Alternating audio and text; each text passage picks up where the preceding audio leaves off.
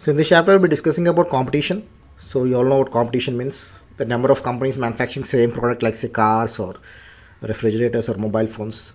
So all companies operating in the same industry are competitors. For example, Apple and Samsung are competitors in the field of mobile phones. Cadbury and Nestle are competitors in the field of chocolates. In the field of banking, say ICICI Bank and State Bank are competitors. Okay. Now you have to know there are various types of competition. So first of all is perfect competition. So in case of perfect competition, consumers perceive products of different companies as indistinguishable. They really don't see any difference between the product by one company to another because the products are exactly the same, almost the same. Maybe there is minor difference, but consumers will perceive them to be exactly the same. Take for example petrol. You can buy petrol for your bike at a HP bunk or a BP bunk or Indian Oil bunk. It doesn't really matter. So whichever road you go by, whichever is nearby, you just get the petrol from there. Okay, so this is an area of perfect competition because if BP bunk increases price, the demand will increase at HP bunk. People will go to the other bunk because they see it as the same product. So why pay more when it's available at lesser price at the other bunk? Okay, so this is perfect competition. Then there is monopolistic competition. Monopoly means here the products are similar, but consumers do not perceive them as same. For example, say paracetamol. Paracetamol is a generic a medicine. It's available under more than 500 different brands. See, you may not know this, but there are some 500 different companies producing this paracetamol. This is the same chemical composition. Okay, the chemical composition is the same, but you are not aware of all the 500 different companies. You are aware of some brands like say Crocin, that is manufactured by GSK. So why do you know only Crocin and not the other 500 brands? Because even though the chemical composition is exactly the same, you are perceiving one product to be of a higher value than another. This is monopolistic competition. Here the products are similar, but consumers do not perceive them as same. Okay, so this is monopolistic competition. Monopoly is different. Here there is imperfect competition. Here there will be single company, only one single company that will be producing that particular goods, and there is no substitute available. What happens now?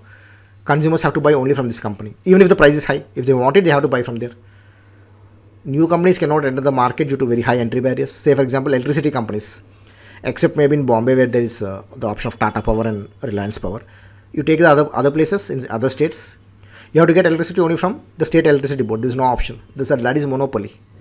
What happens if they increase the price? You have to pay it. There is no other option because there is no other seller who is selling you power. If you are interested to buy it, you have to buy it from that electricity board. So this is monopoly. Okay, they will charge you whatever rate and you have to buy it from if you want it. Okay, then there is something called oligopoly. Oligopoly means there are a small number of companies that produce similar but slightly different products. Okay, a very small number of companies. The number is not, this is not monopoly. They are a couple of companies but not very much, say 3 to 4 companies, and they are controlling the entire industry. They have a very significant influence on the industry. And for new companies, it's very difficult to enter because the entry barriers are very high, maybe high capital investment and all.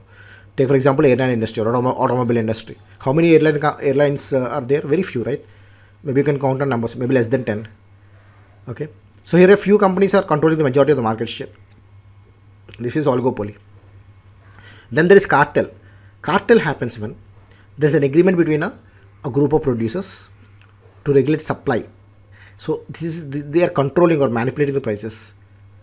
So OPEC, that's the Organization of Petroleum Exporting Countries, is the world's largest cartel.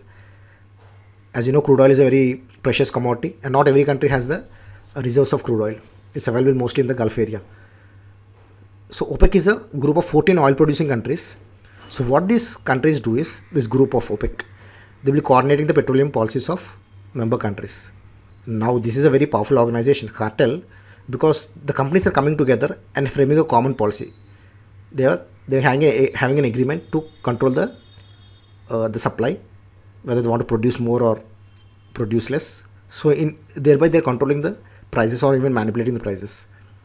Similarly, drug tariffing organization, especially in South America, they are referred to as drug cartels. So there will be rival groups and gangs. They set rules among themselves to control the price and supply of illegal drugs.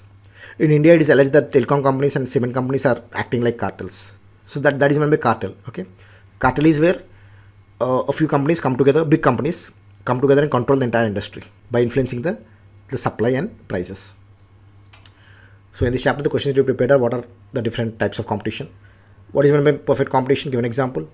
What is meant by monopolistic competition? Give an example. What is meant by monopoly, oligopoly, cartel? Give examples. We have discussed all this.